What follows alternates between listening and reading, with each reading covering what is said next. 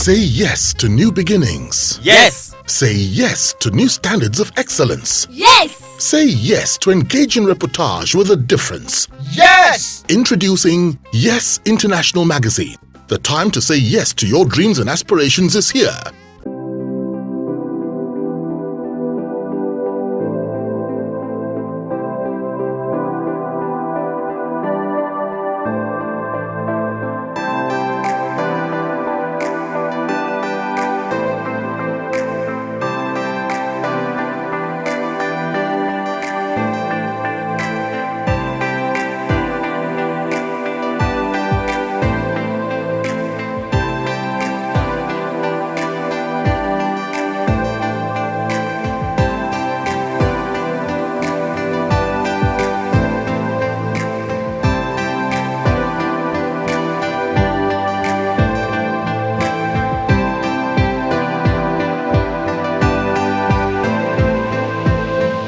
Our guest this night, as far as I'm concerned, is one of Nigeria's finest men. A gentleman in every sense of the word. A firm but sweet-hearted gentleman. One of the brains behind the massive transformation of Nigeria's showbiz industry and hip-hop culture in this country, a politician, and the immediate past Commissioner for Information and Strategy in Ogun State. Fine boy, no pimples, like some people describe him. Beautifully handsome, a native of Odobolu, like my boss, who is also from the same place, pronounces it, Odobolu in Ogun State. Otumba Dayo Adeneye is going to be our guest tonight. Now, your plans with showbiz, how did it start?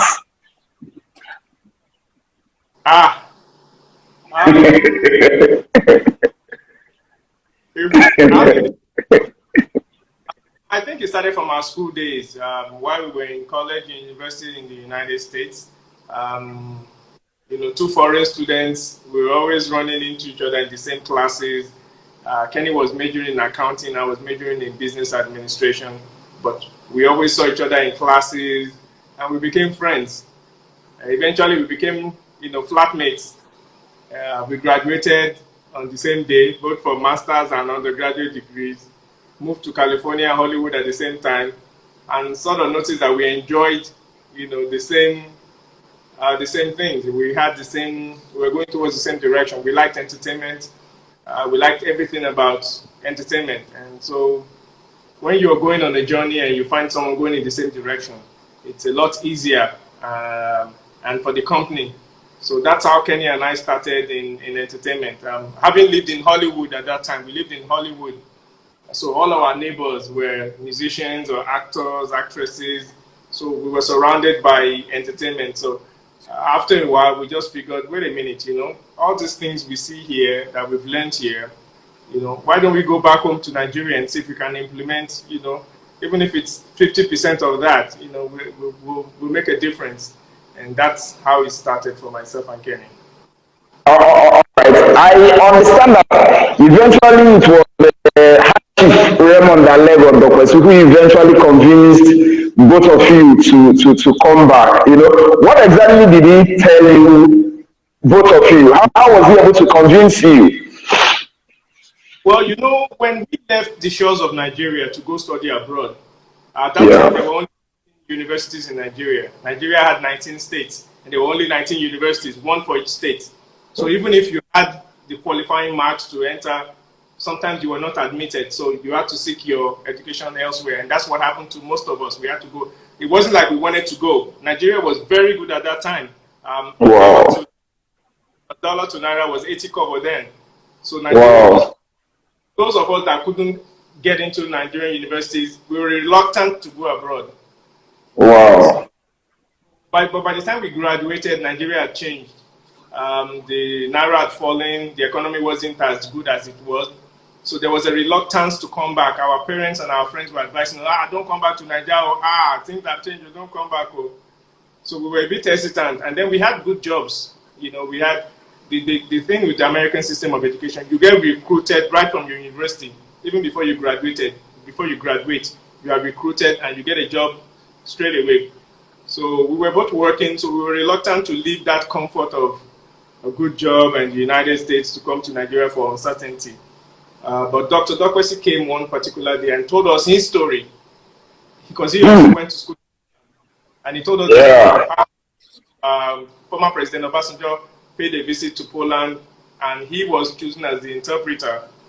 And Obasanjo so liked him and took interest in him. I said, you're a brilliant mind. What are you doing in this country? Why don't you come home and make contribute to Wow. Wow. So he told us that story, that look, the only way to make a difference is to come home and help change things. Wow. It's easy to see stones, but if you come home and contribute your quota. So he said, look, I'll send you guys 2 air flight tickets. Come for 3 months. If you like it, stay. If you don't like it, you can go back. So we decided to come back.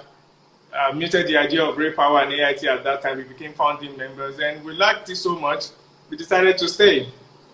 Wow. What a beautiful story. Now, I'll take you back a bit.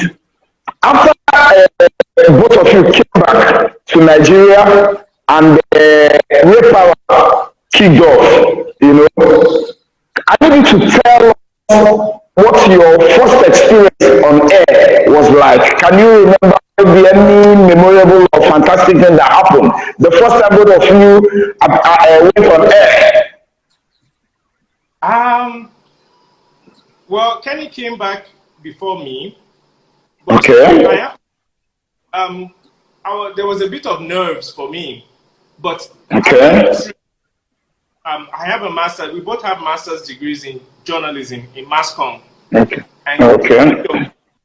classroom is a radio station. So when we Okay. go to class in the morning, it's an actual radio. You get to enter the radio station, you broadcast, you do your programs, you write, you produce. Same thing in the evening, you go to a TV station where the campus. So you produce, Wow. So I already knew we knew what to do. But when you're facing a new audience, a Nigerian audience, remember, Repair was the first 24-hour. Yeah, private radio station. Yeah, that's true. We were crossing a lot of boundaries, we were breaking a lot of new grounds, and we came with a different attitude. In those days, radio was kind of somber. You had to, your diction had to be this way, Queen's English, you speak slowly, deliberately. Came with this perspective, like we had this mentality, radio is breezy, fast, So some people came, now American boys, want to today, what's all this? 24-hour radio station. Who listens to radio after 12? People are sleeping. This. But we thank God that we weathered the storm. Sayers eventually came on board. They joined us. They saw that what we brought to the table was different, was refreshing. Now everybody is copying. Everybody has copied that Ray Power model. If you are not doing 24 hours, you are not doing anything. And now it's active, phone calls, you talk to your audience, you relate, So we thank God that we were able to make a bit of a difference and make some changes in terms of broadcasting in Nigeria. Wow. Now, your relationship and your friendship with Kenny Greene is one that, a whole lot of people love to talk about anytime the issue of friendship, crops up. What would you say has kept that relationship going thus far? We were friends before anything else. We were friends before we were business partners. We genuinely we enjoy each other's company. We respect each other. If I tell you, in as much as, and I tell people this, Kenny and I, we agree to disagree a lot. People say, don't you and Kenny fight? Of course, but we've never let anything degenerate to the fact to the extent that I would say I get out or get, we handle things maturely. If I see things a different way from, look, this is where I see it. He will tell me, no, I see it this way. But somehow we will find a middle ground, and things always work because he knows that whatever I'm fighting for is for the benefit of both of us. And I also, in the back, asking for something, it's something that will benefit both of us or will benefit the group. And we always try to do things that go beyond us, think outside ourselves, think of something that will benefit the community, think of something that will benefit the country. So when you think outside of yourself, then you take it to that higher ground where, and you see above the mediocre things. So that being said, we share a lot of chemistry, when we are sitting down, even when we are not on air, when we are sitting and talking, I can mentally picture what Kenny is going to say next. Wow, so, I love that.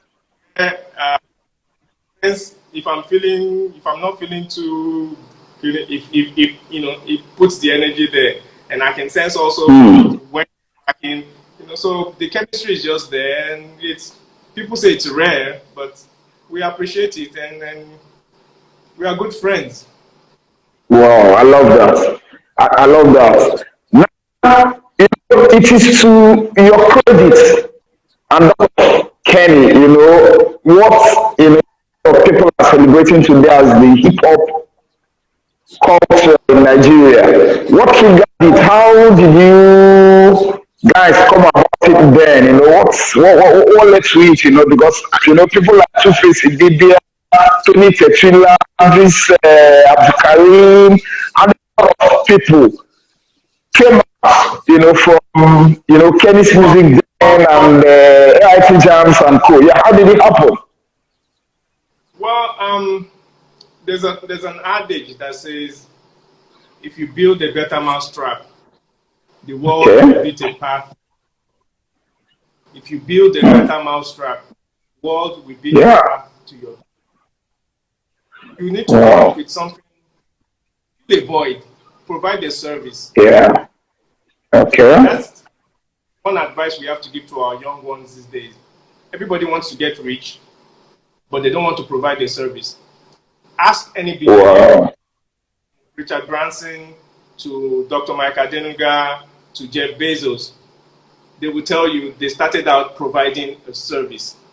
Find yes, no matter what it is, whether you are a producer, whether you are selling recharge cards, find a way to provide a service to mankind. Richard Branson, getting people from here to here in comfort, in luxury, without stress. Virgin Airlines, getting people per second billing without the stress of service. So when you provide a service, people will pay. Wow. I would have, I would give young people that. Wow. That's when you find your calling. We found our passion. Our passion was music. Well, we didn't know at that time that it was music. We just wanted to. When men who call themselves the Remedies, that's Tony Tetrila. And found them at Yaba Tech somewhere. They were performing on stage. We said, my boy is in talent. We were not even thinking of a record company or anything, but they kept following us about, Egmont, help me now, Egmont, So we snuck them into the Rape Hour Studios, got one of our producers to just do something for them, and that was Shakomod, the record. Wow. Yes, October D1 Adeneye, I know that your forte has always been showbiz, broadcasting, but for a brief period, should I say 4 years, you moonlighted with politics. But before we talk about politics, I need to first squeeze out some of the questions, that I that are connected to showbiz and broadcasting. Now, you have been into broadcasting now for over 20 years. Broadcasting showbiz. You've been into the game now, into the business for over 20 years. What would you say has kept you going? Love of the game, love of just I love Wow. what I'll tell you, you know, when you find your calling, when you find your passion, my father would always say, uh, find something you love doing and you never have to work a day in your life. Wow. Once you find something that you enjoy doing, it won't seem like you're working. It will seem like you're just having fun. And before you know Fun. it, I've spent 10 hours here doing this. So the important find your passion, Yeah. find something doing. If you wake me up and say, look, let's go on radio 3 a.m., 4 a.m., which I did for 7 years. I Mm. did a show with Jumobi Adegbeson then. Yeah. I did a couple of years also with Tosin Dokwesi at that time. So I enjoy entertaining people. I enjoy making people smile. And I enjoy Mm. the faces when they hear my voice. Informing people, educating them through radio, through TV, taking them to the Grammys, taking them backstage, letting them see things that they normally wouldn't see every day. Those things, they thrill me because when you go to such places and you see all these things, you kind of, in the back of your head, wow, my people will enjoy this if they could ask Wyclef a question or they could ask Jay-Z a question or Beyonce, Mm. you know, here's an opportunity for me to ask questions about, you know, that Nigerians would want to ask Michael Jackson or Muhammad Yeah. Ali. Yeah. They make me happy and they give me that. And when you bring those kind of materials back and Nigerians say, wow, you know, that interview was nice. So it was, you know, so it gives you that note that, oh yeah, okay, I'm on the right path. I'm doing something that people enjoy. Wow. Wow. I like that. Go to 2020. Thanks so much for joining us. Aro, thanks so much for joining us. Now, my next question, you've talked about the things you enjoy about what you do. What are the things you don't like about what you do? I mean, one of my mentors once told me that there's an atom of evil or bad in anything good. What are the angles or the aspects that you don't really find fascinating or interesting? One would probably be that, I mean, you lose your privacy. Okay. Your life becomes public, you know. I can't do what the average normal person would do, you know. Once I step out Okay. of this door, it becomes public. I mean, if you spit on the road, it will be, you know, it is the next thing is You're not these things that property. the average granted weekends. I mean, yes, I like to have fun. I mean, but you have to be careful what you do because when you do Yeah. you've also become a role model to some people. Some people look up to you. Yeah. In the Yeah. audience, they are like D1 and Kenny. Yeah. Not be Yeah. found, not be seen in places that are not okay. Yeah. Okay. Yes, I am. In my family, well, I thank God that I have an understanding family, but for a while it was kind of a bit tough for them because we would go out on outings sometimes, and before we could even enter the place, I would spend maybe 15 minutes taking pictures, and you know, people wanted to take pictures or just greet you. Oh, do you want to shake your Yeah. hands? So, but you take it in stride. It's because people like you that they Yeah. want to come and take pictures with you. So you have to take it in stride. Yeah. That is Shoki. I see you. That is Shoki saying Babadi. He's telling you. Olabode Aloko. Thanks so much for joining us. Um, quick one. A quick one. What is the honest mistake that everybody in your line of business can make? What is the Commonest mistake that anybody in your line of business can make? a mistake? Um, say a mistake, but I would give an advice. Don't Okay. don't go into any is to go into it for the money. That this person don't need it, so it's not Okay. about